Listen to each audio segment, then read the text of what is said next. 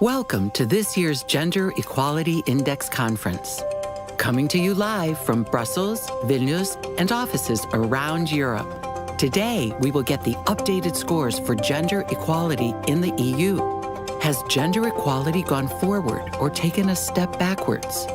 Which country will win the award for most improved? What's driving progress and what's holding us back? Get ready. We are moments away from revealing the result.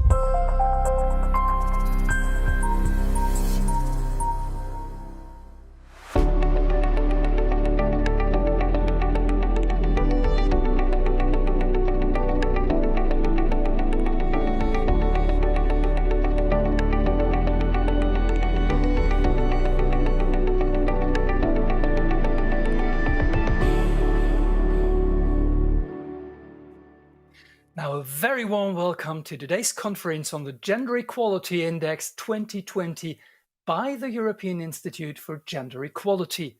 My name is Olaf Bruns, and it will be my honor and pleasure to lead you through today's presentations and debates. Now, to give you just a quick overview already, we'll kick off with two short opening speeches. We then have a presentation of the main findings of this year's Gender Equality Index. And from there, we delve straight into the analysis of those results during a high-level debate with a few very distinguished guests.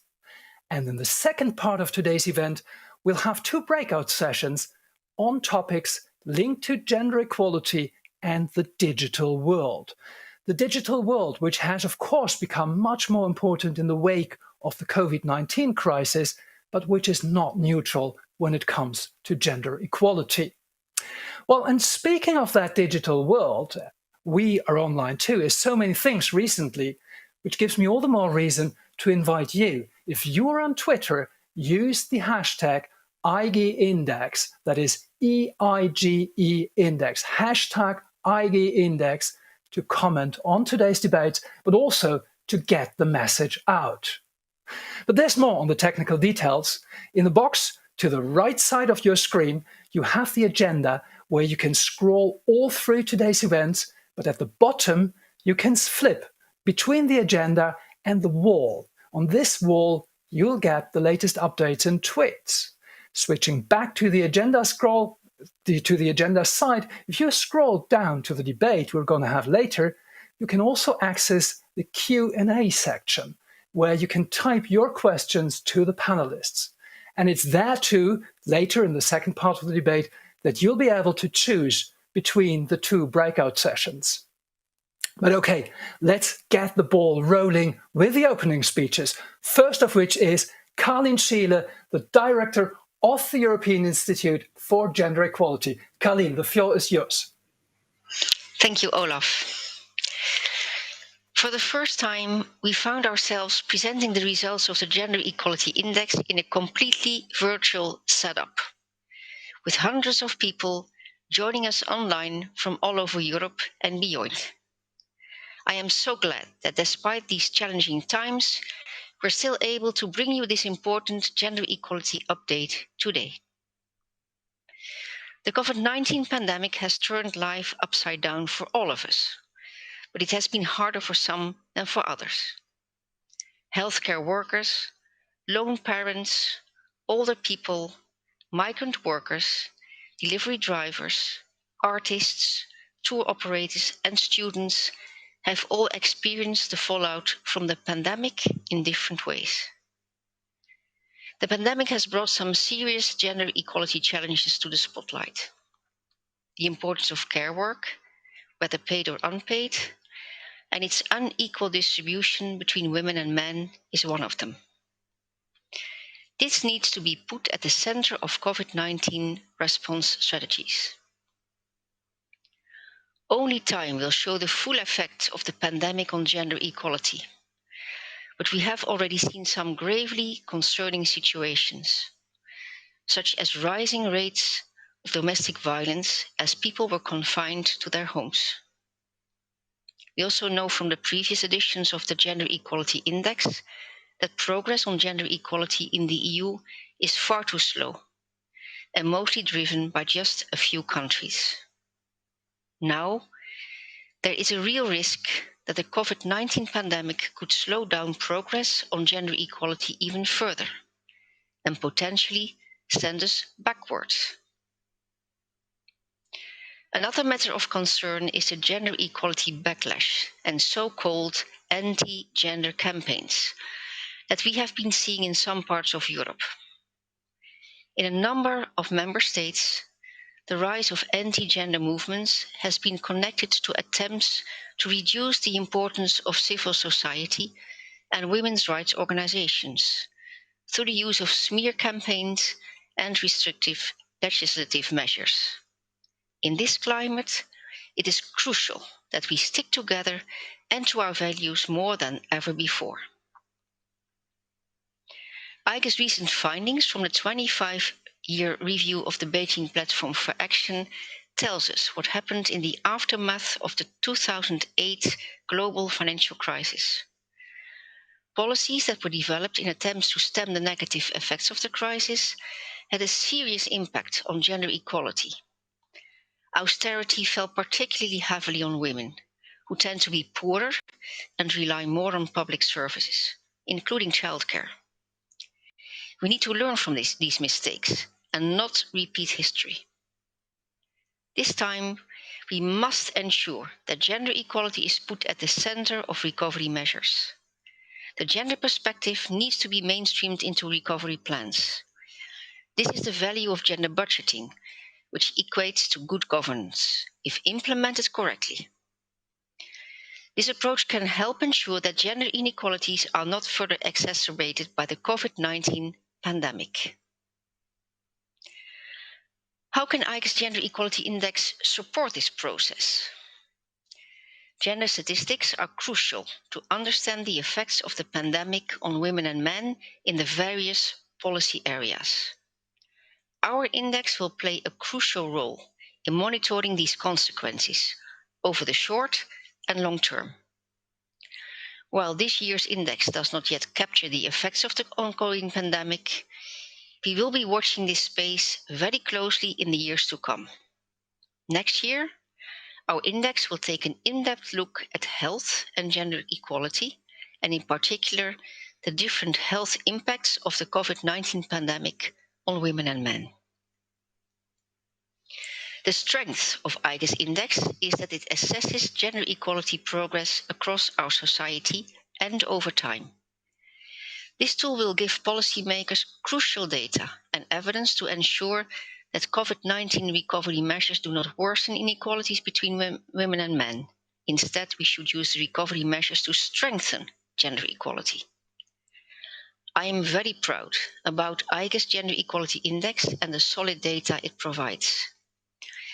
It is increasingly used by policymakers at EU and national levels and was recently acknowledged as a reliable measurement tool for gender equality in the European Union in an audit carried out by the European Commission's Joint Research Centre.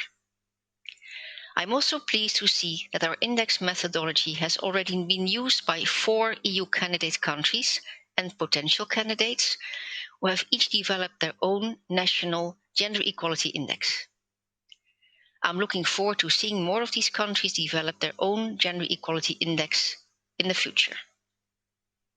This year, the thematic focus of the Gender Equality Index is on digitalization, the future of work, and most importantly, the consequences for gender equality. The focus on digital technologies is very timely, especially in our current environment, where we have come to rely on them so much. Digital technologies and solutions have helped to make many things in our lives faster and easier. They're certainly helping a lot during this pandemic. To keep in touch with our loved ones, order groceries online, keep school lessons going, and continue working from home, and to organize this conference today. But should we be worried about our increasingly digital lives? Our Gender Equality Index shows us that as our private and professional lives go increasingly digital, we must ensure that the gender perspective is not overlooked when it comes to important developments in this sector. The emergence of new types of jobs organized through online platforms, artificial intelligence algorithms, and e-carrying devices are all part of this digital transformation that have consequences for gender equality and need to be closely examined. I invite policymakers across Europe to use our index findings when planning future policy measures, to design more inclusive societies that promote gender equality and best serve the different needs of women and men as we navigate our way out of this global pandemic. The future of Europe depends on it. Thank you. Thank you very much, Colleen. Colleen Schiele, the Director of the European Institute for Gender Equality. And our next speaker is Dimitrios Papadimoulis, a Vice President of the European Parliament. Dimitri. Dear participants, ladies and gentlemen, it is an honor for me to open this year's EIGE Gender Equality Index 2020 conference. I'm happy to see so many participants able to join us today remotely. As the Vice President in charge of gender equality and the chair of the high-level group on equality and diversity, it is of utmost interest to me to hear from EIGE today about the EU gender equality scores and follow the discussions on the current status of gender topics within the EU, what the areas for improvement are, and what we as European legislators should be doing to help further move this agenda forward. The European Parliament is extremely grateful to the work done all these years by EIGE and praises particularly the Gender Equality Index as a very important tool to measure progress of gender equality in the EU. EIGE findings and analysis are very useful for the European parliamentary work in order to shape suitable policies towards gender equality. As the Gender Equality Index demonstrates every year, the EU has a long way to go before reaching gender equality. Even more today, COVID-19 poses a serious threat to the fragile achievements made over the past decade. Jointly, we have to learn from the past to ensure that recovery measures post-COVID-19 leave no one behind. Let me focus my intervention on the consequences of the COVID-19 pandemic towards gender equality and on the effects of digitalization towards gender equality. Altogether, we have to address the specific consequences of the COVID-19 crisis on women.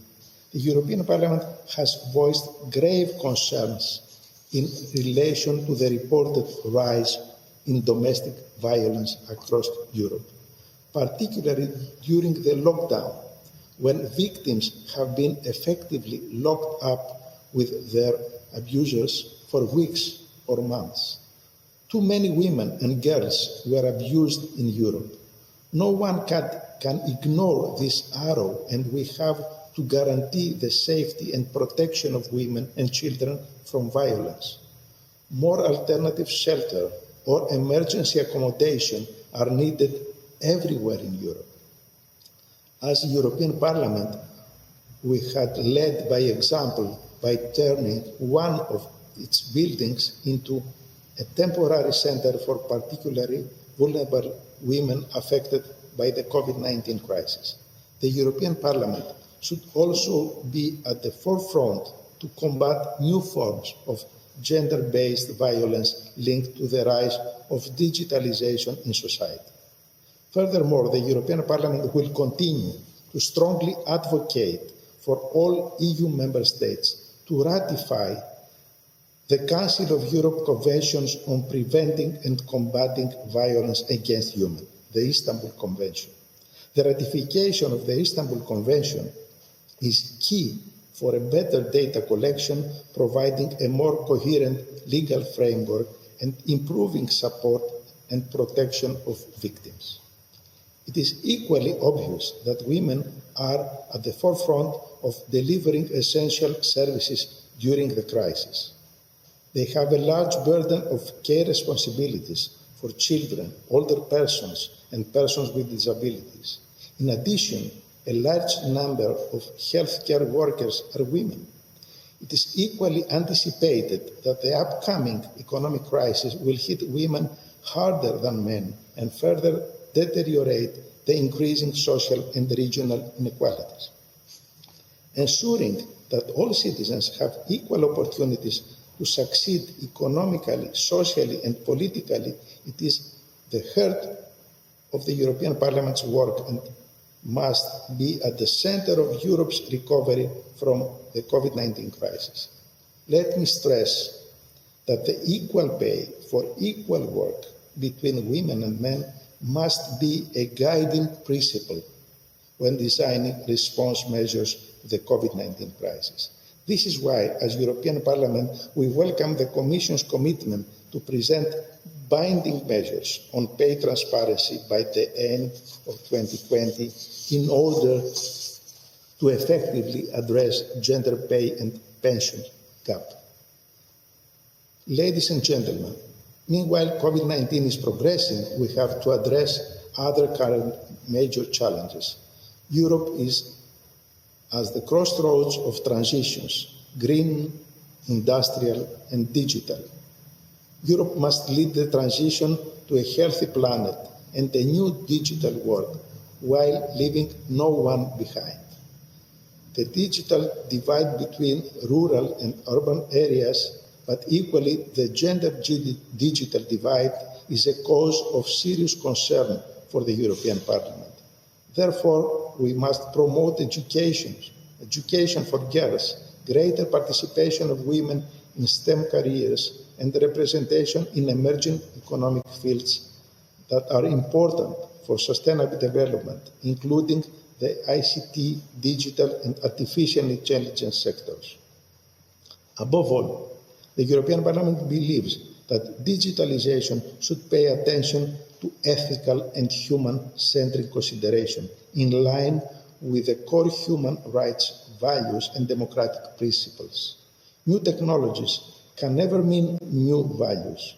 Respect for human dignity, pluralism, non-discrimination, and protection of privacy must prevail in any technological advancement as they have shaped the European identity over the centuries. We must ensure that the European way is characterized by our human and ethical approach. We have to promote Europe's innovation capacity while ensuring that technology is developed without harm and bias.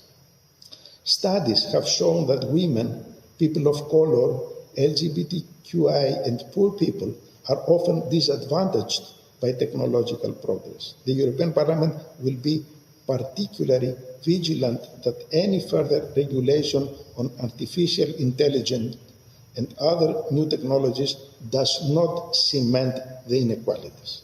Finally, when it comes to gender balance within our institution, the European Parliament has already come a long way and wants to become a global leader in this field.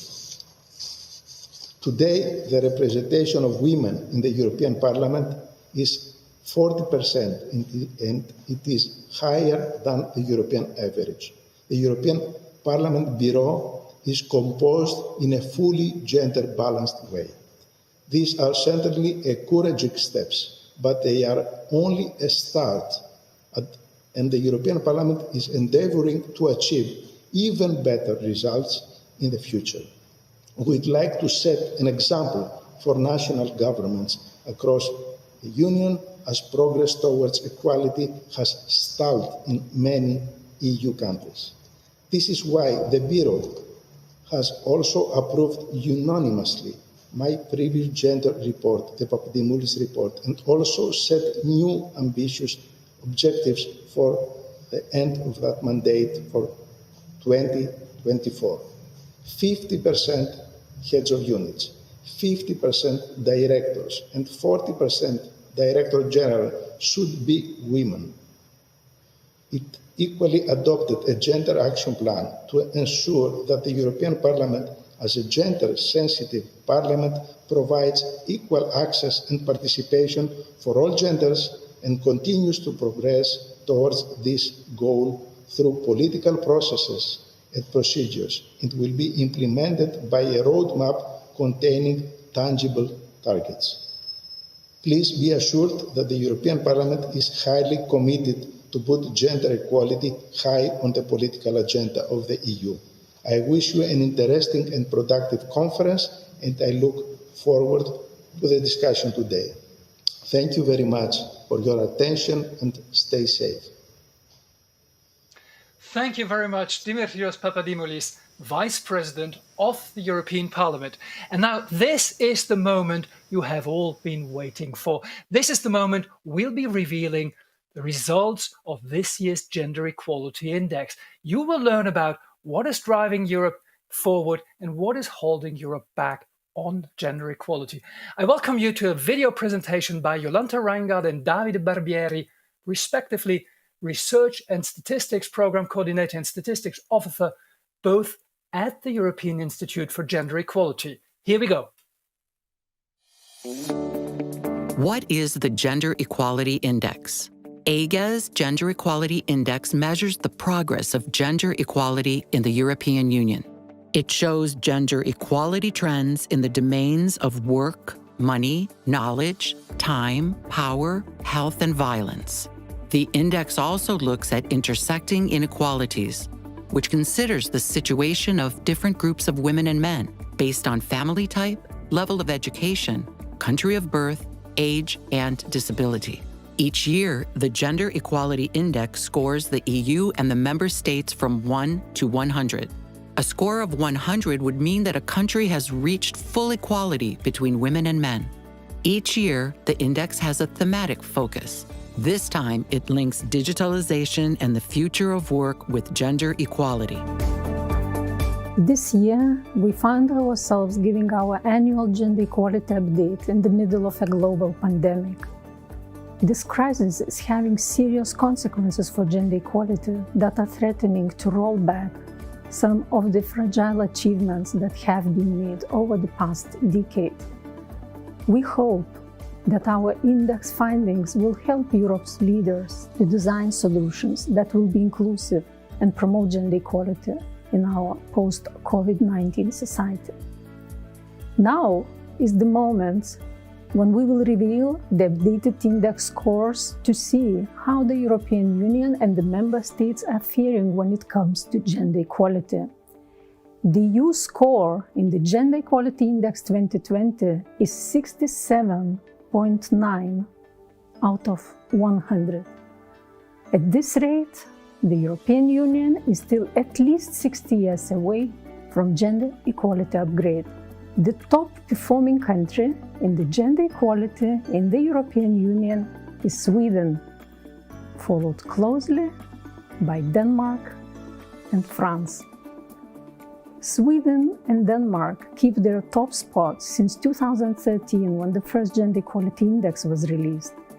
Sweden is the best performing country in 5 out of 6 domains, in the domains of work, knowledge, time, power, and health. Denmark is among the top performers in the domains of work, knowledge, and time sharing between women and men. France showed some outstanding performance in the domain of power and also ranks highly in the domain of money. The countries most in need of improvement are Greece, Hungary, and Romania. Greece and Romania need more substantial progress in closing gender gaps in decision-making, time spent on caring and social activities, and education. Hungary has the lowest representation of women in the European Union in their highest decision-making bodies, and the situation has worsened since 2010. The countries that have improved the most since 2010 are Italy, Luxembourg, and Malta. In Italy and Luxembourg, progress was mostly led by the improved gender balance in economic decision-making, following the introduction of binding legislation or other governmental action.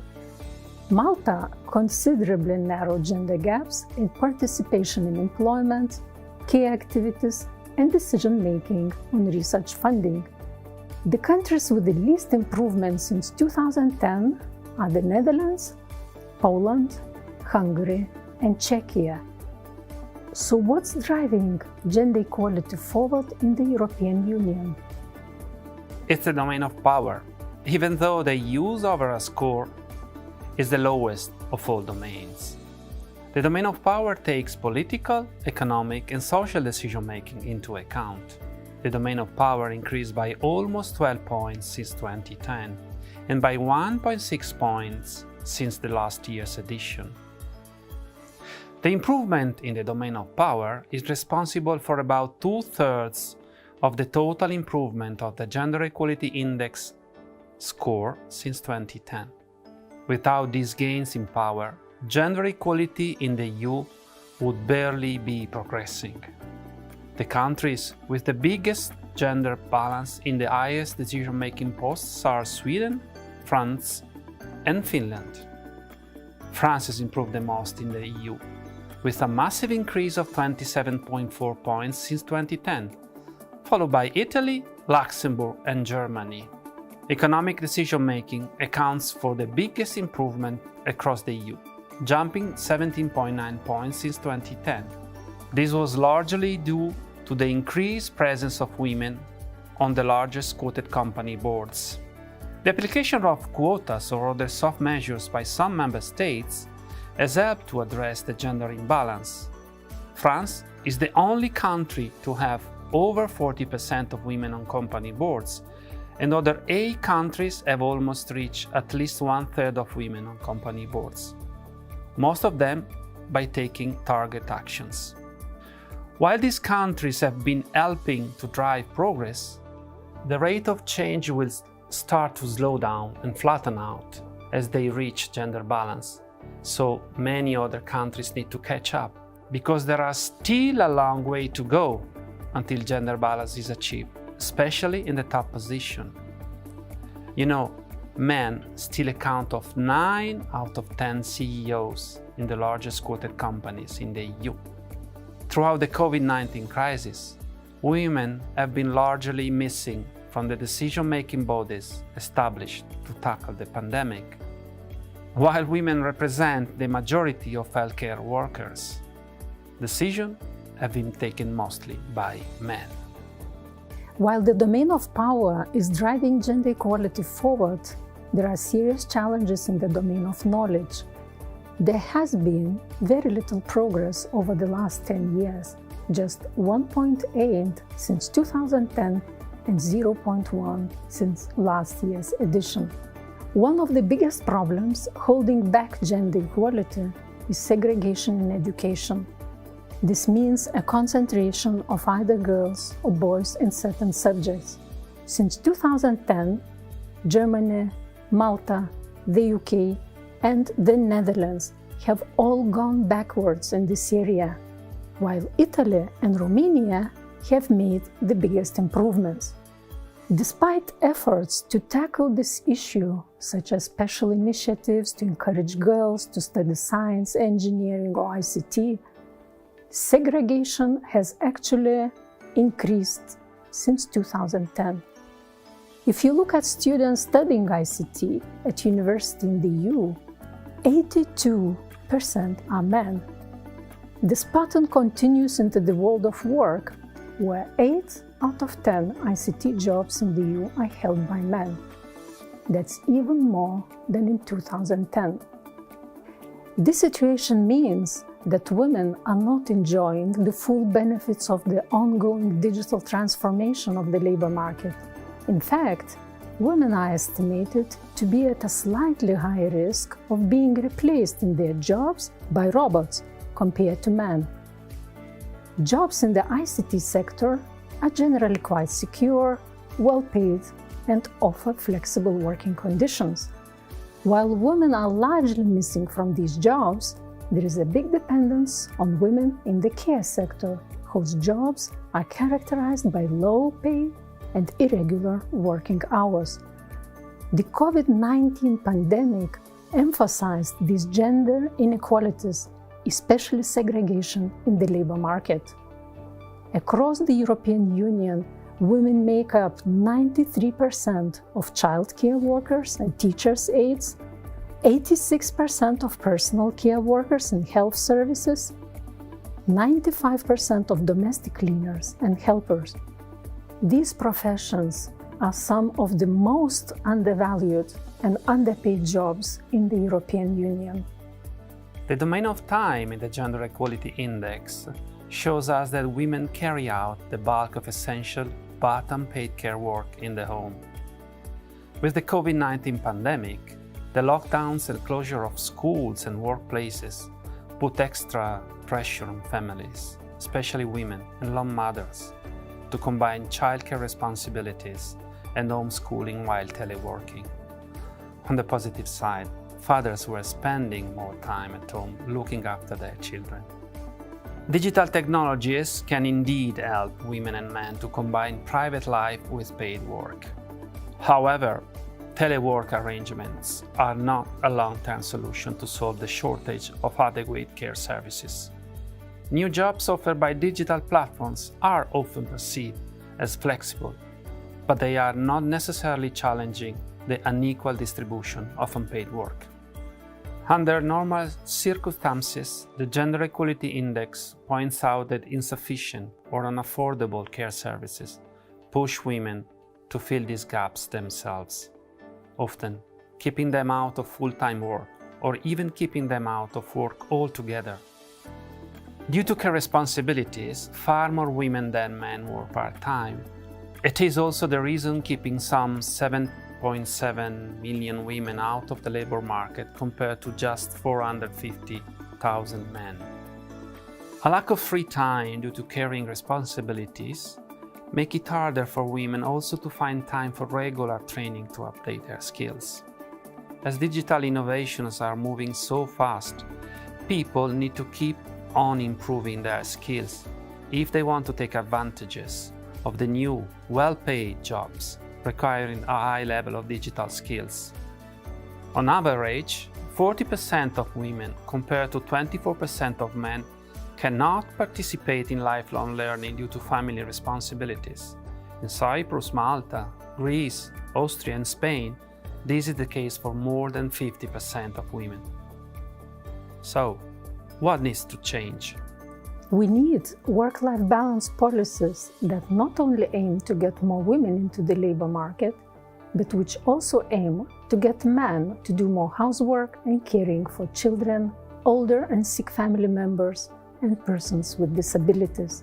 We need more recognition and improved working conditions in the care sector, which could encourage more people, and especially men, to choose a career in this important area.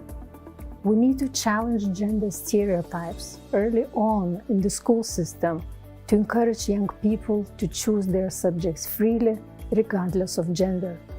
New opportunities in the labor market can benefit both women and men if more diverse career choices are offered to girls and boys, not just traditionally narrow career options. We need targeted measures to increase gender balance in decision-making. We need to ensure women are included in decision-making processes in all emergency responses and COVID-19 recovery plans, in consultation with women's civil society organizations. You can find all our index-related materials on EIGE website. Compare the results of each country, view the report, explore the data, or play our index game.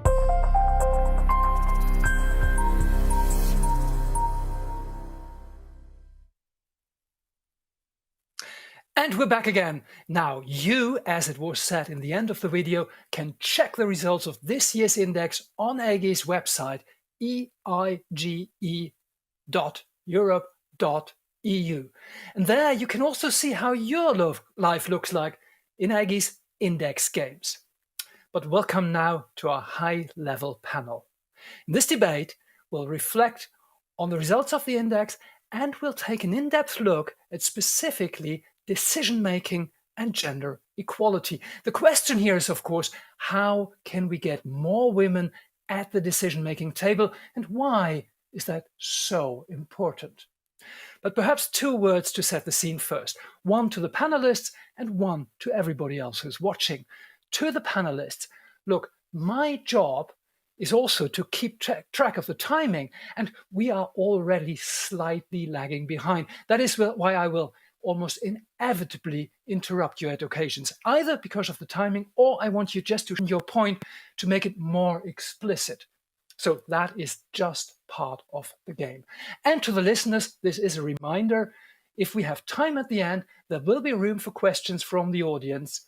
So do use the chat at the right side of your screen where you can post the questions under Q&A. Okay, that's it for the rules. Now let me introduce the participants. We have Elena Dalli, the Commissioner for Equality here in Brussels. Commissioner, a very warm welcome. Moving to Elena Bonetti, who is the Italian Minister for Equal Opportunities and Family. Benvenuta, Elena Bonetti. We also have Juliane Seifert, State Secretary at the Federal Ministry for Family Affairs, Senior Citizens, Women and Youth in Germany. Herzlich willkommen, Juliane Seifert. And finally, we have Evelyn Regner, the Chair of the Women's Rights and Gender Equality Committee in the European Parliament. Ein ganz herzliches Willkommen auch Ihnen, Evelyn Regner. Well, I would like to kick off with a very quick round of personal assessments. We just have heard how far, or well, not really that far, we have come with gender equality in the European Union. Now, I would like to start by asking each of you, what is your immediate personal reaction to these figures? Really short, in a few words. And I would like to go in reverse order, starting with you, Evelyn. Evelyn Regner, what's your personal take on those figures? A long way to go. That's it. Care gap, pension gap, and the pay gap are really those challenges where we have to build bridges, and this as soon as possible. And by the way, a statement I really would like to say, I'm wearing black today in solidarity with Polish women. Thank you very much, Evelyn. Juliane Seifert, your take, your personal reaction to those figures.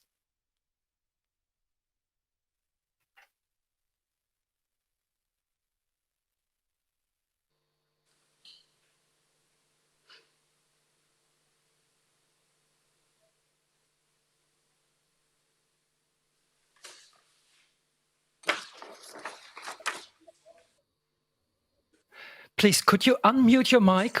We can't hear you. Juliane Seifert.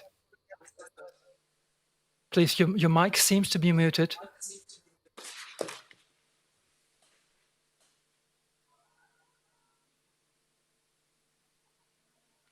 We still can't hear you.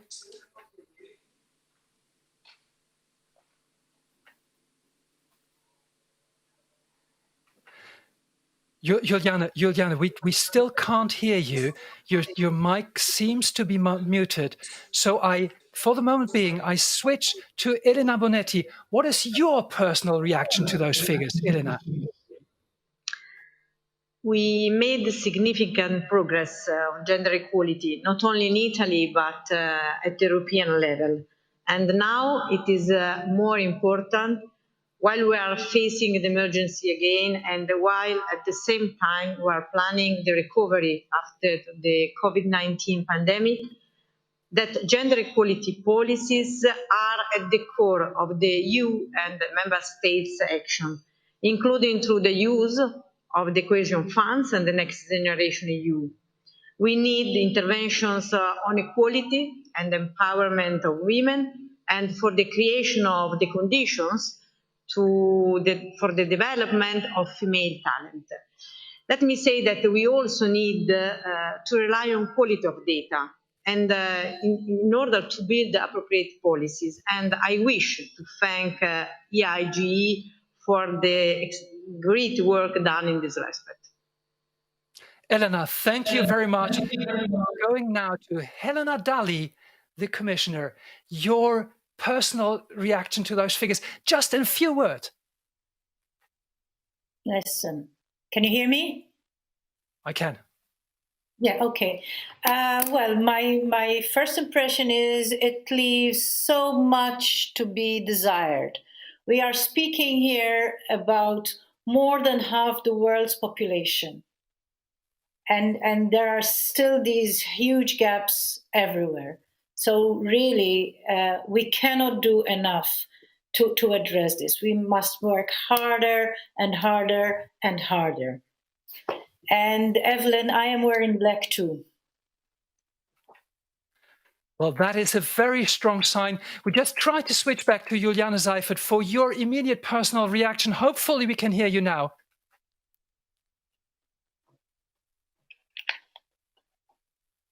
Well, it doesn't seem to work. There's something in the line. You're sure that your mic is not switched off? It's not muted?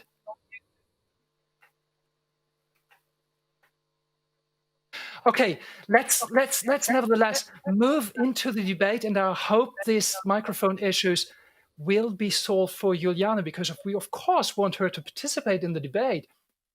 Now, switching back to you, Commissioner, we just saw that the European Union is 60 years, that is 6 full decades away from reaching complete gender equality, and 60 years only if everything goes well, if there are no setbacks. But the COVID pandemic already now risks rolling back progress in gender equality. And that means that it could take even longer than expected.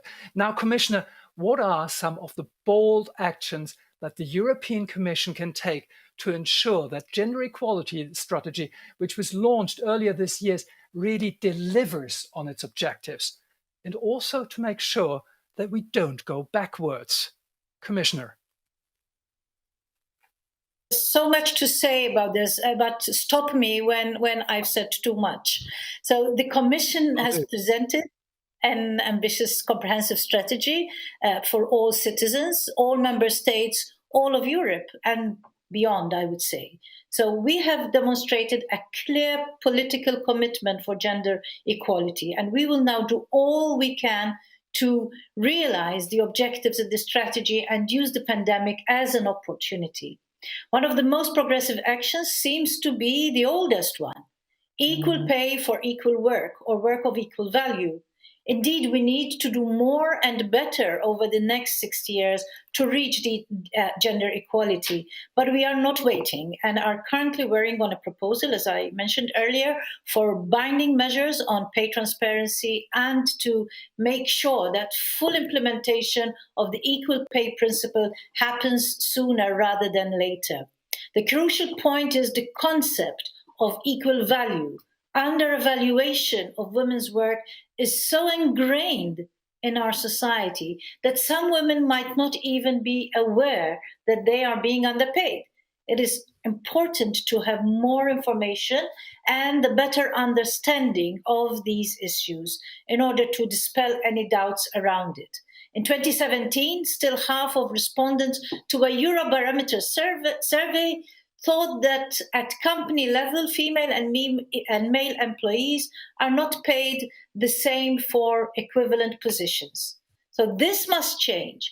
And this is why the Commission will table mandatory pay transparency measures by the end of the year. Of course, this initiative alone will not close the gender pay gap, and closing the gap requires a comprehensive approach addressing persistent gender stereotypes and women's work in lower paid sectors. Apart from this. Commissioner, I would like to interrupt you there because I would like to give it another try to switch to Juliana Seifert. Hopefully her mic issues have been solved now. Juliana Seifert, just test first. Can we hear you now? Can you say something?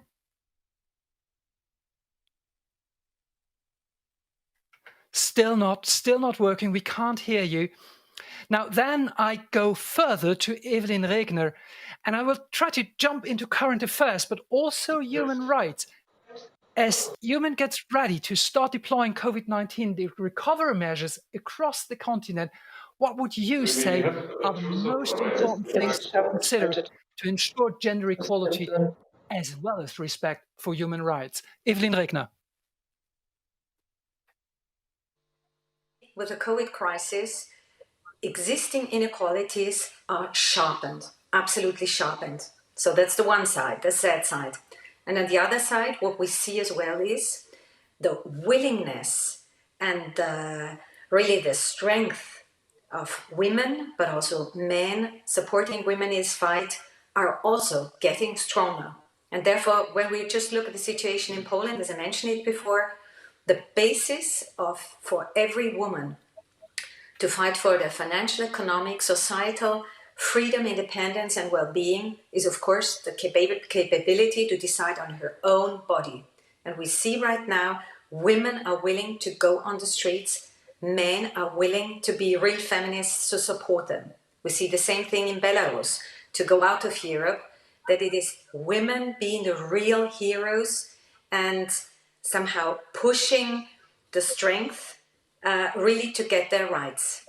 And this is the basis for all progress, because I don't only want to speak about the bad things that are happening, we can achieve. When we just look at those who are going on, where really there is progress, we see that's exactly there, where then this strength of women, this willingness to put the topics on the agenda is really going on. I just marked the beautiful progress we see in Malta, in Italy, in Luxembourg. That's not falling from sky, that's a fight. And that's also then the political decisions in those countries really to go for. And therefore, just the major things, binding measures, whatever it is. We need more visibility of women, to bring them to the podium, to make the figures seen, therefore the absolute importance of the Gender Equality Index, and on the other side, to go for binding measures. And human rights are the basis, and female rights, women's rights are basic fundamental rights, are the basis for all achievements we are fighting right now for the pay gap, for transparency measures, for more higher a pay rise at the minimum wages, especially in the care sector, for the attraction of men to go there. So the respect for those fundamental women's rights is the basis for everything that follows. Evelyn, I take it from that back just for a moment to the Commissioner. We just heard from Evelyn Regner what needs to be done to ensure both gender equality and respect for human rights in Europe. But how really can the Commission ensure that gender equality objectives, which are already embedded in the EU funding commitments, that these objectives really lead to gender equality outcomes in practice? Commissioner. Yes, to work systematically with gender mainstreaming and gender budgeting is key for progress on these gender equality objectives.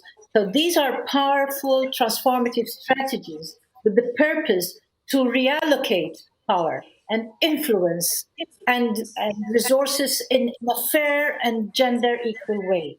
So a gender equality analysis and the budget processes is essential. Without money, there will be no gender equality and women's economic empowerment, and we would not deliver on the objectives in this strategy. So to mainstream a gender perspective in the budget is also smart economics.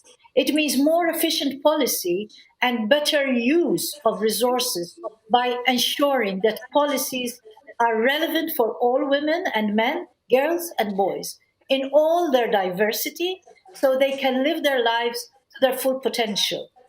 As outlined in the gender equality strategy, a gender equal perspective will be integrated in the Commission's budget process, and this includes looking at the gender impact of activities and of how to measure expenditure related to gender equality at program level in the forthcoming multi-annual financial framework. So the 2021-2027 MFF will serve as a significant tool to promote gender equality in the coming period.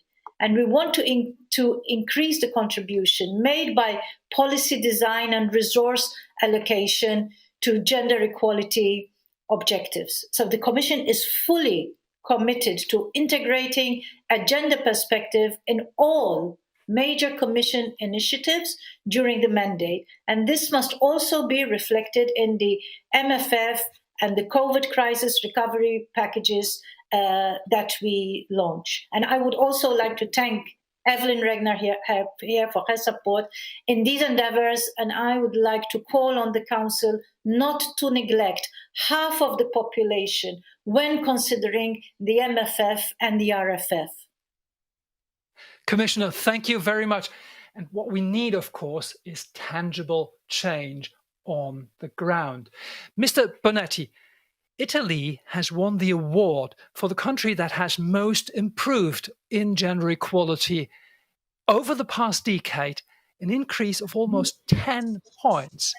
But the index also shows that in Italy, more than 80% of women spend at least 1 hour cooking and doing housework every day, while for men, the figure is only 20%. So despite legislation, such quotas for gender balance on boards that bring positive change, Elena Bonetti, what are the other, what could really be done to bring these changes into other areas of society? Elena Bonetti.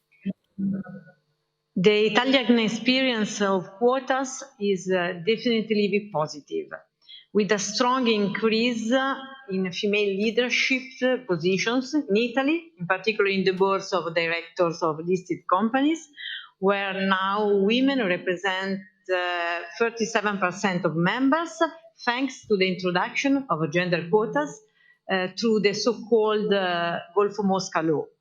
So the Italian experience leads me also to hope that the discussion on the Women on Board Directive, on the representation of women in the boards in company listed also at the European level, can resume in Europe as soon as possible.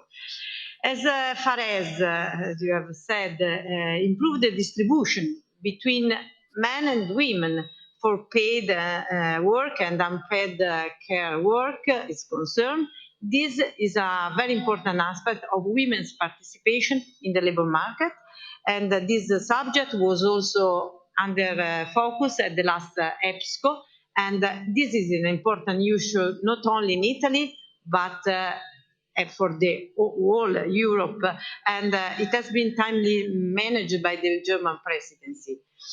In my own opinion, as the short and the medium-term consequence of the pandemic show us, women remain particularly resilient in managing work and family time.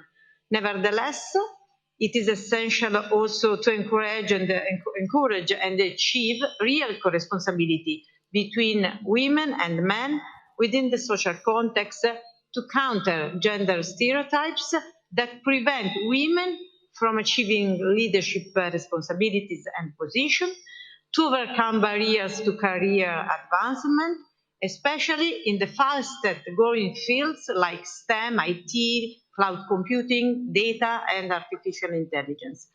Also supporting appropriate initiatives for education and training in these fields, and on financial subjects and tools, to activate new energy and opportunities for all, not just for women, but in particular for women.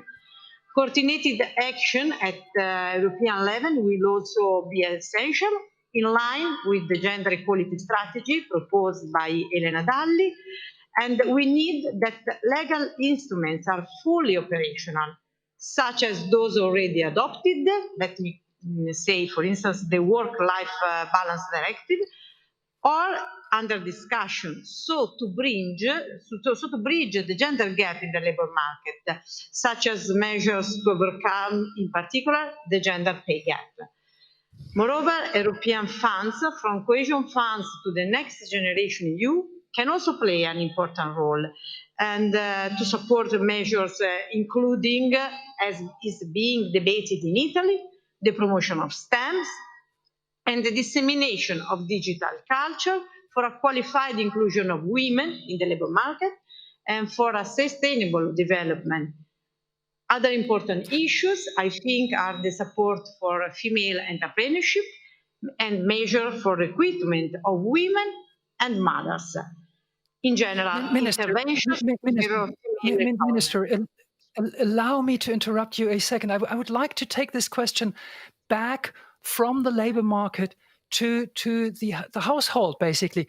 What really needs to change that more men might be encouraged to share the load of housework, because that is an important part of work and of caring responsibilities too. What can be done to achieve more gender equality in this domain too, Minister?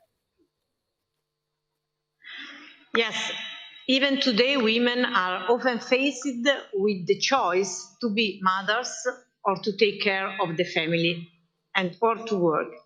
And let me say that this is a misconception that a woman cannot be a good worker to be a mother or vice versa. So the labour market must have rules that allow women to be hired in their free choice of motherhood. We also need rules that enhance them with career advancement. On the other side, we need to encourage and to incentivize men to actively share family care with parental leaves, for example. As governments and as European Union, we must therefore provide tools that let women to be fully free to choose their professionalism and maternity and to rebalance the distribution between men and women for paid work and unpaid care work.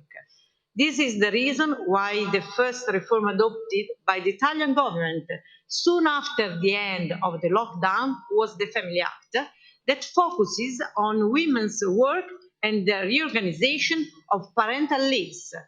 The Act is aimed at implementing tools to support parenting and social and educational role of families, combating undernatality in our country, and enhancing harmonious growth of girls, boys, and young people to promote reconciliation of family work life, particularly for women. Minister, thank you very much. I just hear we have Juliane Seifert back. Juliane Seifert, I try it again with a question to you. Hopefully this time it will work out. Juliane Seifert, across the continent, we are witnessing a growing polarization of opinions on gender equality. There are even some EU member states that are stepping back from certain gender equality commitments that they have signed up to earlier, like the Istanbul Convention. Well, my question would be really, what can the European EU presidency do to ensure that EU values on gender equality are upheld in the whole European Union? Juliane Seifert.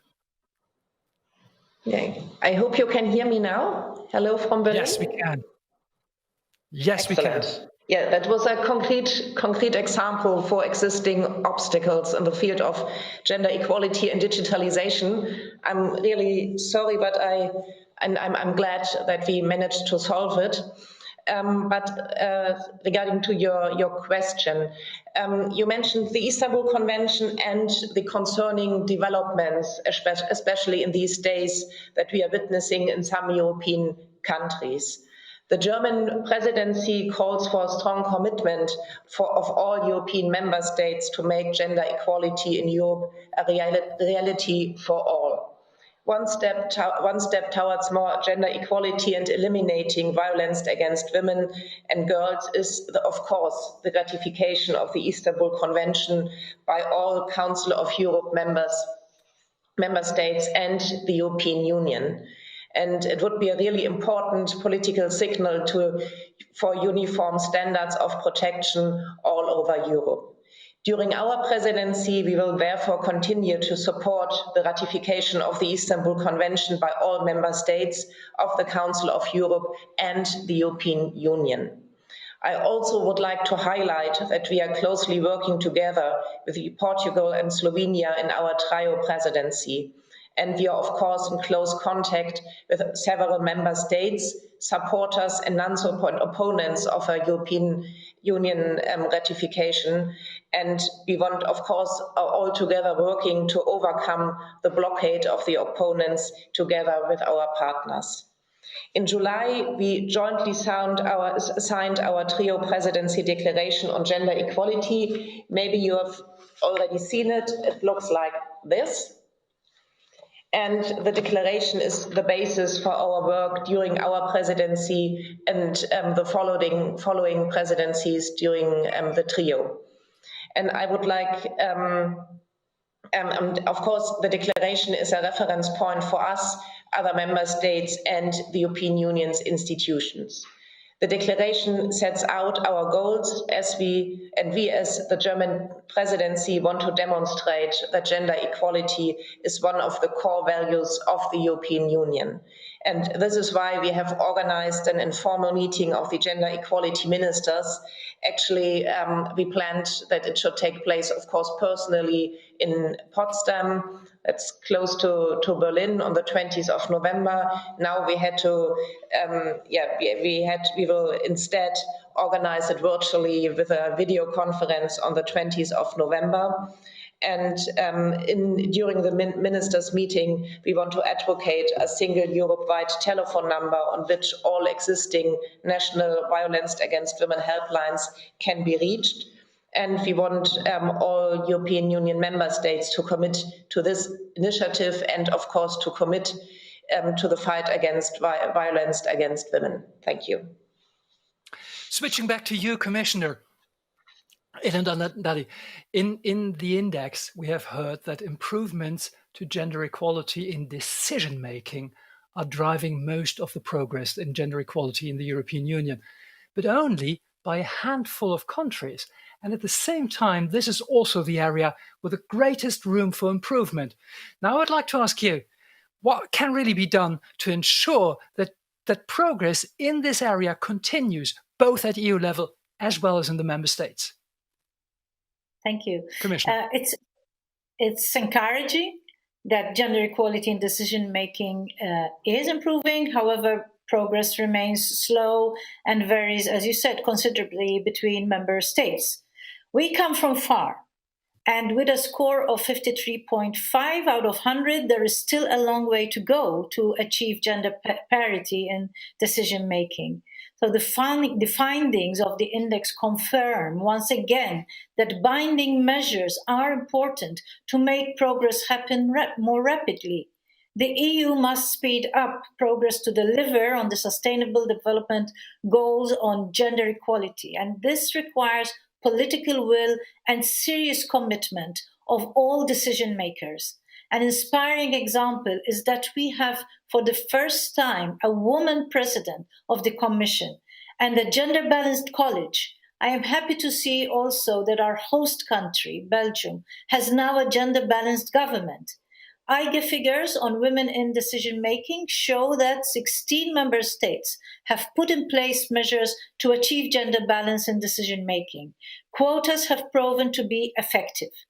Countries with quota legislation increased the share of women in decision-making by 27.4 percentage points over 10 years. So during the same period, countries without any measures only increased by 2.9 percentage points. So the writing is on the wall.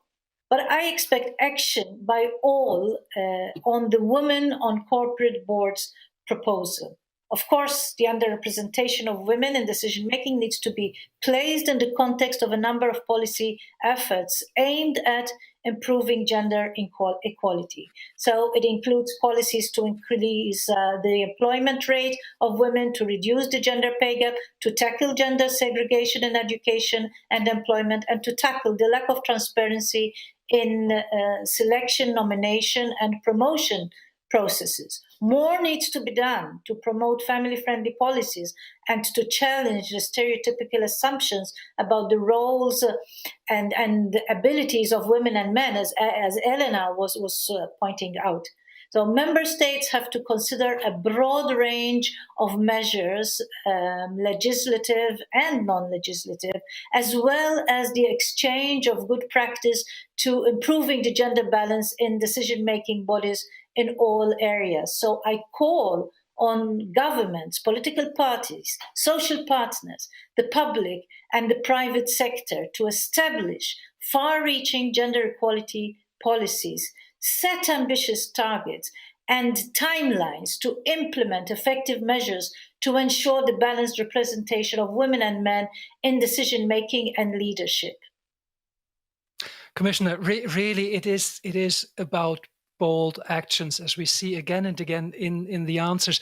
And as you say very rightly, and that could be another motto of this conference, the writing really is on the wall. Now, during the COVID-19 pandemic, we've seen mostly women leading the health and care response on the ground, but we see mostly men dominating the talks on the exit strategy from the pandemic and from the crisis that has been induced by the pandemic. But at the same time, it seems to become clearer and clearer that countries that are led by women have done better in steering their societies through the crisis, at least so far. Evelyn Regner, let me turn to you again. How to ensure that women are at the table when COVID-19 recovery measures are discussed, and perhaps even more importantly, that their voices are really heard? Evelyn. So, what has to be done? Make women visible. Listen to them. That sounds quite simple, but I'll just give you an example where we can see how Europe is acting. I take Juliane Seifert is here, the example of Germany. During the corona crisis in Germany, two epidemiologists were nominated, the big persons, the so important persons that are presenting the data, the figures in the public, and whom you could see normally is always the man.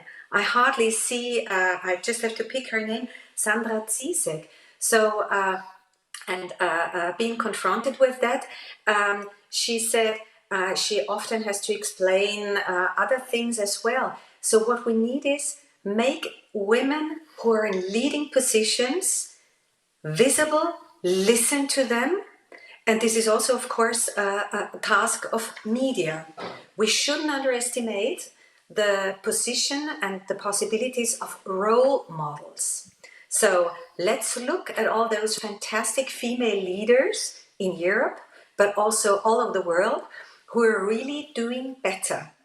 And with this, again, I would like to focus on what already Commissioner Dalli said, binding measures. I really am so grateful for the Gender Equality Index and those fantastic data that EIGE is presenting, because they point the finger at those countries who did better, and then we can analyze, why are they doing better?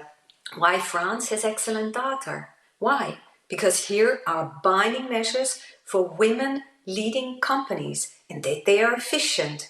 Look at those countries at the short term who did better. As we mentioned before, right now, Italy, Luxembourg, Malta. That's not falling from the sky. Gender equality is not falling from the sky.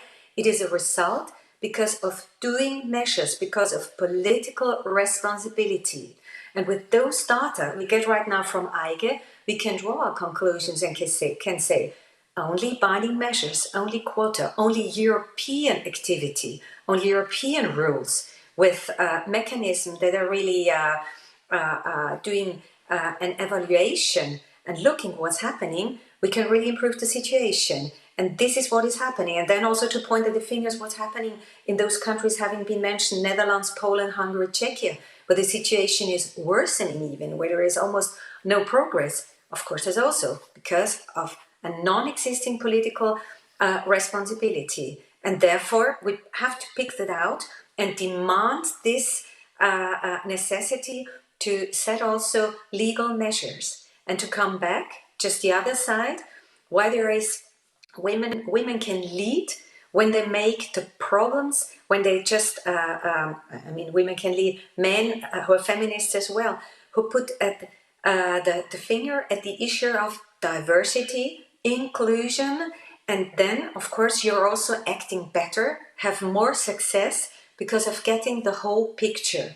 So one conclusion is really, let's make women more visible, let's listen to them, and with this role model situation, we can also fight better stereotypes and draw our conclusions from these great databases, which is always the basis ground, what has to be done also by all of us at European level in order to make the situation better. And finally, just one word, because we are talking about all those fantastic data that have been revealed. I think we should also have a look on those data that are missing. When we are just looking on violence against women and where COVID really revealed a lot, we are still lacking data, and this is the basis on making the situation better. And I think we should have a deeper insight on this as well. Evelyn, thank you very much. Now it becomes increasingly clear that it is visibility, but it is also that the invisible hand will not do it.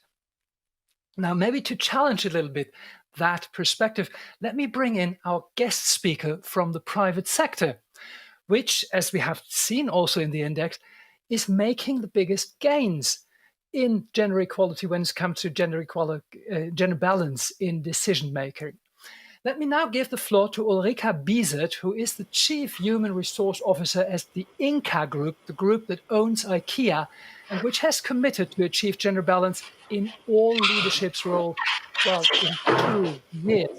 Now, Ulrika Bieset, how have these changes to achieve gender balance in all leadership roles influenced other HR policies or even triggered a sort of cultural shift in your organization? Ulrika. Thank you for this question, and it's an honor to be here in the company of Europe's most prominent equality leaders. And it's also a pleasure to be able to share IKEA's story with online participants of the event. INCA Group is a purpose-led company, and our purpose is to create a better everyday life for the many people. We believe strongly that equality is key to a better everyday. Now start. Wait, and then start.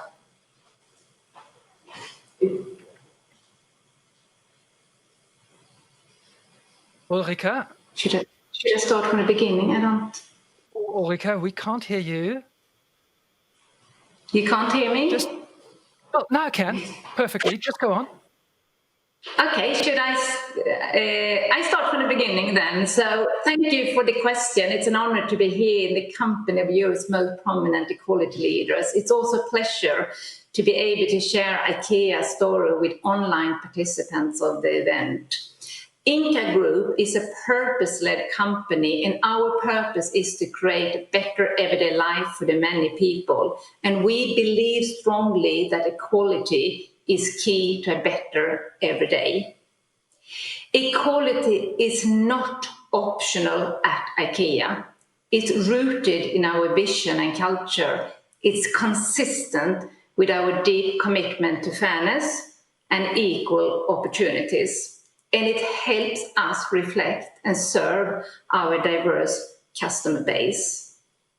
When we pledged to achieve gender balanced leadership, we didn't have all the answers on how we would achieve it, but we realized quickly that it required embedding equality into all our human resources practices.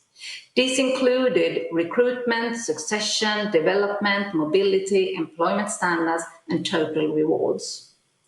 We used interactive learning to educate the organization about unconscious gender bias that might slip into the decision around hiring, promotions, and salary setting made by both women and men. And we asked our managers hiring for leadership roles to show what they have done to give women equal opportunity in the recruitment process. When we examined our succession planning, we realized that gender equality in decision-making began at the level of the very first promotion of each co-worker journey. And we took a deep dive into our setup for talent pipelines, and we ensured that each manager understood their responsibility in contributing to gender-balanced leadership. Gender-balanced leadership cannot be reached by changing HR policies alone.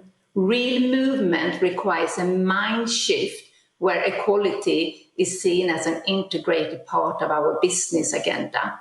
At IKEA, We were able to break through when we required gender equality goals to be included in every business plan in the countries, and personal commitment at the CEO and management board levels was critical in helping following through on our pledge. I'm proud to say that we treat our goals on equality with the same level of importance as we treat our financial goals. In terms of cultural change, I would say it's more a matter of making sure that we stay true to our culture and values. At IKEA, we pride ourselves into the inclusion, which is essential to creating true gender equality. Numbers are important, but what happens after? When female managers enter a traditional and male-dominated space, are their voice truly heard? Or are discussions still dominated by men despite the numbers indicating balance? Gender equality can only thrive in a culture where everyone's unique perspective is valued and where different leadership styles, both masculine and feminine, are welcome. Today, 50% of all our managers are women. Our next step is to secure 50-50 gender balance in boards and committees by 2022. Our wish for lasting gender equality means we are working towards both horizontal and vertical balance. We focus on having more women in predominantly male roles, as well as more men in predominantly female roles. Our gender equality journey continues to touch every part of our business. Gender equality will remain in focus for us when we are working towards our 20 and 22 goals. Beyond that, we see our contribution to a more gender equal world as a long-term responsibility and something that doesn't have an end date. Thank you. Ulrika, thank you so much. And now I would have loved to engage a debate between you and the panelists. However, I also promised that there will be a Q&A session at the end with questions from the audience. And unfortunately, it's either or. We don't have the time for both. So I jump straight into the Q&A session with a few questions that came to my desk from the audience, which if you have typed in the Q&A section on the side of your screen. Now, one question I would like to ask to Evelyn, because you mentioned data or earlier on already. How can improved data collection in the EU in order to better capture gender equalities with a strong intersectional focus help? Which are the key actors that can make a difference here? Evelyn. Did you say intersectional? Did I properly understand you? With data collection with a strong intersectional focus. Could that help? I mean, yes, of course, it could absolutely help. I mean, data is always the basis of every finding we have to do political action. So if we don't know, if you can't prove it, then we have difficulties really to ask for action. And the data we got so far from EIGE were really of incredible help for all of the demands we know we have to do in order to fight the gender pay gap, the pension gap, to do something against violation. I mean, the whole agenda. So somehow it's absolutely important. And Helena Dalli mentioned it before, referring to the budget, that we need this gender mainstreaming in all areas. And when we do the gender mainstreaming in all areas, we can also get a better, a better way of knowing to do where we can do something in all those areas, when also different sections, different areas are more or less revealing data and how should I say, and really showing us then how we could do better. I still have the impression so many times that we are that we are lacking of so much information, and with intersectional data cooperation, we really could do a lot in all fields, fighting, working on the violence issue, of course, where it really would make sense, yeah, not to look only at the data we get from for example, from women's shelter and all authorities, but also to know about more from the police. We just always see there is a lot of bad things are happening simply because this cooperation doesn't exist. And therefore the question is, yes, it is helpful, and it would be helped if already in the budget of the European Union, this mainstreaming is reflected, because then we just can also finance that. Evelyn, thank you very much. Maybe a question to the German presidency of the EU, and Juliane Seifert, I take you as a representative of the German EU presidency here, of course. How can we implement new solutions, both cultural and institutional, at EU level to make sure women's rights are guaranteed? For example, to prevent situations like the current one in Poland, which has already been alluded to today. Juliane Seifert. Yeah, I think we have to work on national level and European level on the same time. And one can see it, I can make it clear, the example of the Istanbul Convention I mentioned before. And we are, of course, working for that the member states, on the one hand, ratify the Istanbul Convention on national level, but even that the European Union is ratifying the Istanbul Convention on European level, to make clear that we have certain rights and legal standards both on national and European level. And I think it's not possible to say that it has to be either implemented on European or national level, but we have common values, we have common standards, and it is important to agree on European level to have these standards, to make progress on European level, but then to make it really concrete in everyday life of the people. It has been also implemented on national level. Juliana, thank you so much. A question which is clearly for the European Commission, and that's why I direct this to Elena Dalli. Could a revaluation of care work be linked with initiatives linked to the EU Green Deal? There are some studies that seem to be suggesting that care jobs are green jobs. Is there a concrete way to have gender at the core of the EU environmental policies? Commissioner. Yes, we have equality at the core of all policies. In fact, the Commission has a task force whereby we have a person in every portfolio.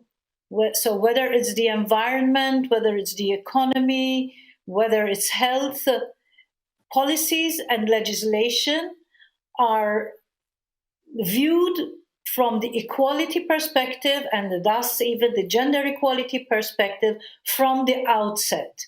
So it's not an afterthought that we realize when implementing a policy or a legislation, oh, we left the gender perspective out, because it's mainstreamed at the very beginning. And the same happened actually with the Green Deal and all the policies which are coming out of the Green Deal. I think that greening should be everywhere, in the economy, in the inequality, in everywhere, because that is if we want to really save this planet, and if we really want to live healthy and happy lives, it's all about the Green Deal. So yes, care work and the Green Deal, but so many other areas as well. Commissioner, thank you so much. Now, another question which probably requires a bit of a national perspective of an example. That's why I asked this to the Minister Elena Bonetti. Now, could we make maternity leaves obligatory for the father as well? For example, obligatory 3 months leave after a new child is born. Just the idea behind this being that it would just put men on a much more equal footing on the labor market. Elena Bonetti.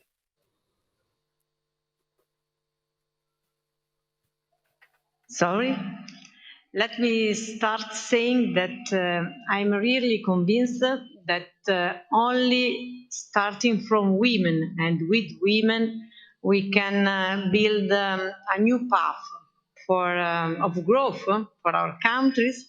And without women, we cannot build, project, and think themselves into the future. So we need some precise actions, proposal for actions that I share with you. First, I think that we have to increase the number of women in all work sectors. Then we have also to overcome barriers that prevent the advancement of career for women. And for instance, we need to have some proper measures to evaluate and to introduce a gender impact assessment in business. We have to make more efforts to introduce measures for the work-life balance and to support care, parenting, and also the unpaid care work in a new way of co-responsibility between men and women. We have also to pay attention for the freedom of women who are now victims of violence, and integrated measures also for uphold the female empowerment in new fields of works. And okay, let me say that we have a great opportunity now in our countries, and I think that this opportunity is a favorable time to be seized now after the COVID-19 outbreak to reconstruct a new model of Europe in which the gender mainstreaming and the challenge of the gender equality will be at the core of our efforts. Thank you very much, Minister. Hoping, of course, always that there will be such a clear cut after the pandemic. Well, unfortunately, we're already running out of time. Our session is already almost over. So I would, of course, like to continue this debate because there's still lots of questions we have received from the audience. And I think there are many, many open points to debate still. But I have to conclude because we're running out of time. So a very, very, very big thank you to all the panelists to attend today's debate. We've heard a few proposals on changes that are already being implemented and which seem to be showing success. And we heard about a host of policy proposals that can be implemented on the level of European Union as well as in the member states. And I think there can't be any doubt this is a call for action on something that should have been achieved a long time ago. Okay, and now we're going to have a short break of 15 minutes. And after that break, there will be the breakout sessions where experts will discuss some key questions related to digitalization and the different consequences on women, but also on men. The breakout session on platform work will explore whether work organized through online applications helps or hinders gender equality. And the other breakout session on the broader consequences of digitalization will look at both the positive and the negative impacts of our increasingly digital lives. And after those sessions, stay tuned. We also have 2 concluding speeches. So do make up your mind, enjoy the break, and I wish you all a most fruitful session. See you back at 11:45 sharp.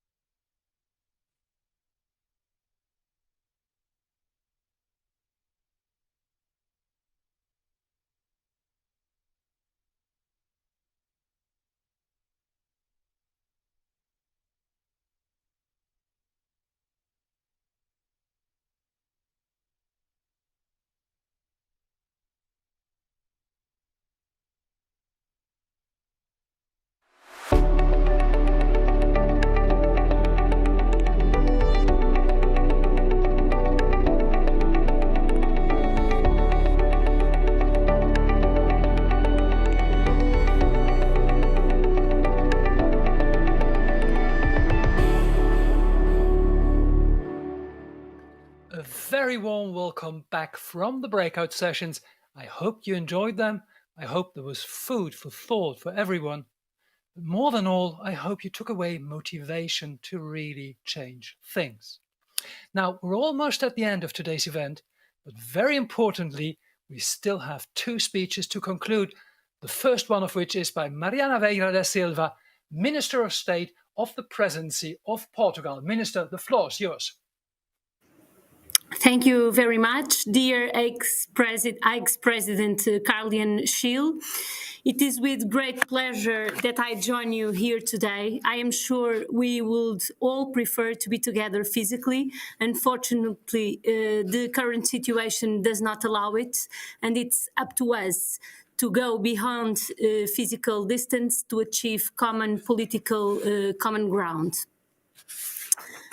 I can only thank EIGE's president for all their efforts in organizing this event and as well for giving me the honor to deliver some closing remarks.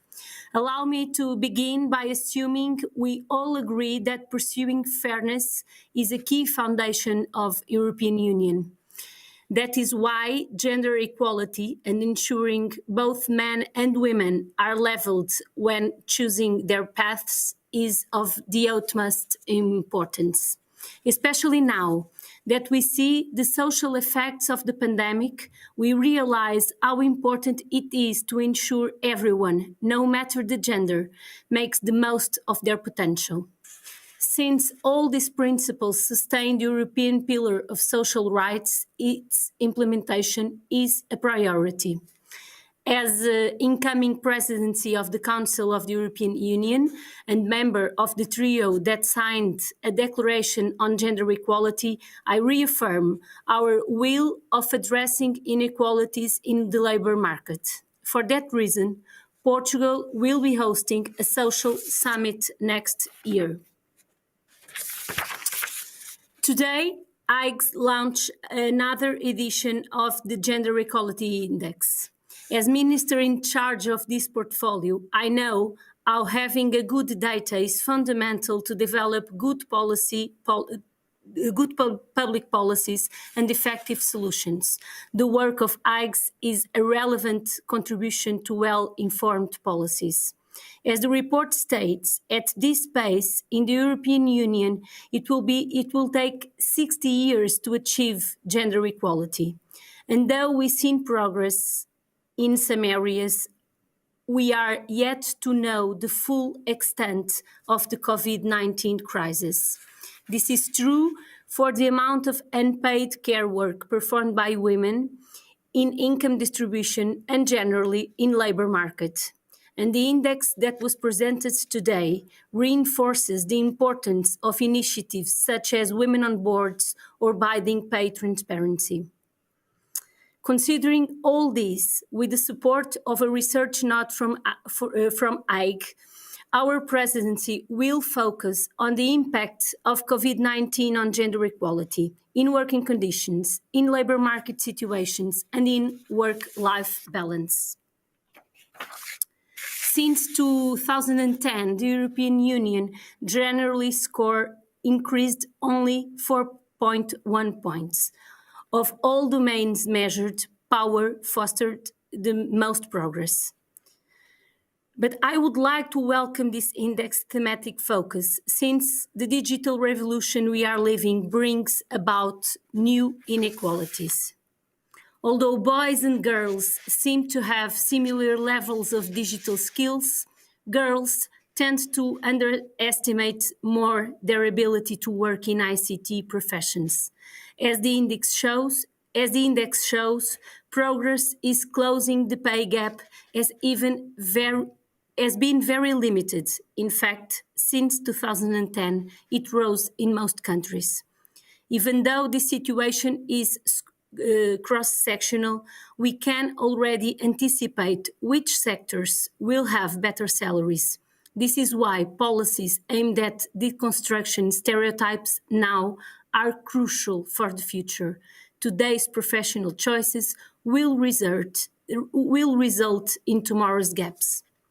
I want to finish by restating that Portugal is committed in its presidency to promote a necessary debate on these issues and to thank once more to EIGE for the continuous support to member states of the European Union in advancing gender equality. Thank you very much for your attention. Thank you very much, Mariana Vieira da Silva, Minister of State of the Presidency of Portugal. And the honor of the concluding words goes, of course, to today's host, Carlin Schiele, the Director of the European Institute for Gender Equality. Carlin, the floor is yours. Thank you, Olaf. Today we released a new edition of the Gender Equality Index. It shows clearly that gender equality achievements over the last decade are too slow and fragile, and are today also threatened by the global pandemic. The Gender Equality Index will play a crucial role in assessing the impact of the pandemic and bringing evidence to policymakers over the years to come. Past editions of the index show us how member states' policies following the global financial crisis affected gender equality, mostly to the disadvantage of women. We must learn from the past to ensure that recovery measures post-COVID-19 are designed in such a way that they eliminate inequalities between women and men, not deepen them. This year, our index has a special focus on the effects of digitalization on the world of work and the consequences for gender equality. We could not have imagined how very relevant this topic would become in light of the COVID-19 pandemic, which moved much of our lives online. Historically, women have provided a substantial contribution to technological innovation as programmers and computer scientists. Yet, the role of these women is often invisible and unrecognized. Today, in the 21st century, we are facing a striking gender gap among scientists and engineers in high technology sectors. The untapped potential of talented women scientists, alongside gender-blind research, is preventing women from shaping the future to make sure it fits their needs. Digitalization is at the core of an ongoing, profound labor market transformation. It radically changes the content of existing jobs, leads to some jobs vanishing and others being created, and enables new flexible ways of working, such as platform work. This leads to a range of challenges and opportunities for gender equality in the domain of work. Today we heard that on the one hand, women's jobs are at a slightly higher risk of automation, that many attractive jobs are emerging in fields dominated by men, such as ICT, and that well-established gender inequalities are resurfacing in platform work. On the other hand, increased work flexibility and changes in the structure of the labor market provide opportunities to improve women's participation in paid work, to challenge persistent gender segregation patterns, and perhaps even to spur a more equal distribution of unpaid work. We will need gender-sensitive policies and regulations to unlock such opportunities. We will also need more research and gender statistics to make sure such measures are evidence-based. Past innovations have rarely led to profound changes in gender equality when the design and implementation was gender-blind. Rather, they often ended up reproducing old inequalities in a new setting. Societies in the EU are aging. We are in the middle of a global pandemic. Never has the importance of care, both paid and unpaid, been more clear. Technology-based solutions can support not only public health strategies to contain the pandemic, but can also support the 41 million people in the EU providing informal care to their relatives and friends, most of them women. This caregiving role can become so intense and demanding that it is impossible for carers to maintain a professional career. This can put them at risk of social exclusion and poor health. From this perspective, assistive technologies are a promising development likely to support the quality of life of carers and care recipients alike. Although we can all think of examples where technology makes our life easier, it's also important to point to some of the developments that are alarming and can challenge the progress made on the gender equality front.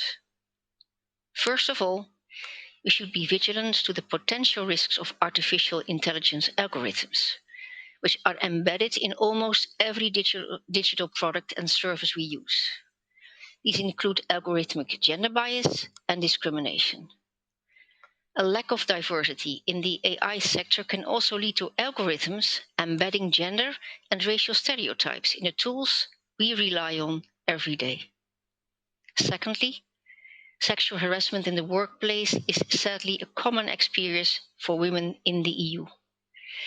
This form of gender-based violence is now increasingly enabled by digital technologies and is affecting women's work lives in dramatic ways. Women public figures, be they elected officials, activists, journalists, or human rights, are particularly targeted, especially on social media. This is often not related to what they are saying or posting or sharing, but clearly a strategy to silence them, undermine their authority, and send the message that women are not welcome in public spaces. We cannot let this go unaddressed. Considerable effort has been made to break barriers to women's participation in decision-making in all spheres of society. As you have heard earlier, the domain of power is showing important gains. Online violence against women can put it all at risk and deter women and girls from seeking leadership positions. In the future, EIGE will continue to work in this area to bring the gender equality perspective forward in areas such as artificial intelligence, platform work, and cyber violence against women. As we are approaching the end of this conference, I want to express my biggest gratitude to all speakers, moderators, participants, and organizers of this conference. Special thanks goes to the German presidency of the Council of EU, the European Parliament, and the Commission as our partners in this event. Many thanks to all of you for being with us today and in the future. We are glad that even in these increasingly difficult circumstances, our Gender Equality Index attracted a huge audience today, committed to stand for gender equality. We hope you will find our work relevant in your daily work and lives. I also want to express my deepest appreciation for the expert advice received from the European Commission, in particular the Gender Equality Unit at DG Just and Eurostat, our main data provider. Also Eurofound, ILO, European Women's Lobby, Men Engage, Business Europe, and experts from Germany, who developed the third gender equality report of their country. We greatly benefited from your input. Last but not least, I also want to thank all my colleagues at EIGE, who have worked very hard to make sure we were able to share the results of the Gender Equality Index with you today, in spite of the special circumstances. You did an excellent job. Again, to all of you, thank you for being with us. Stay safe and healthy. Thank you. Now, Colleen Schiele, thank you very much, Colleen Schiele, the Director of the European Institute for Gender Equality. Now, I think the past hours have been an excellent opportunity to take stock of where we stand on gender equality and to reflect on the way ahead. And I thank all participants and everybody who has been watching. The conclusion is most probably that this way is still a long way to go and that there is still a lot of work to do. One key sentence that was said in the debate earlier was, gender equality is not going to fall from the blue sky. It requires cultural change, and that implies everybody. And it requires political decisions, and that, after all, implies everybody too. But the one practical thing I really would like to recommend is to go to the website of the European Institute for Gender Equality, that is eige.europa.eu. There you can download the whole Index 2020 report, but there are also lots of fact sheets, animated sections, where you can dig much deeper than we could in these few hours now. In that sense, I wish you all a great day. Keep up the fight. Bye-bye.